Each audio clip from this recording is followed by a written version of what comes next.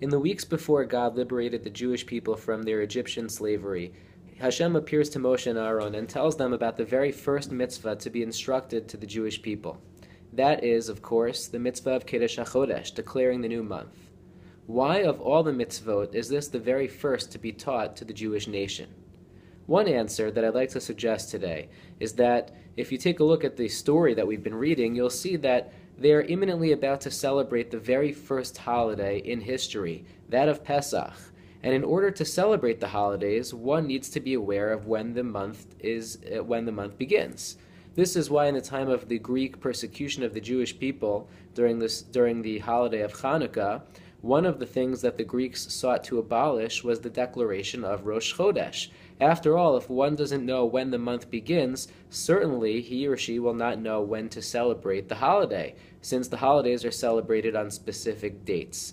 This is, of course, one reason why Rosh Chodesh is so significant, because as the Jewish people are preparing to be saved from their Egyptian slavery and celebrate the very first holiday in history, that of Pesach, they need to know when the month begins, and subsequently, down the road, they need to know when the months begin in order to celebrate all of the holidays. However, it's another approach, that of Rav Soloveitchik, that I'd like to focus on in the next few minutes, which I believe shares a great deal of inspiration. And that is that the Jewish people are currently slaves. One of the characteristics of a slave is that he is not in control of his time. His time is completely determined by his master, who tells him exactly what he should be doing and when he should be doing it.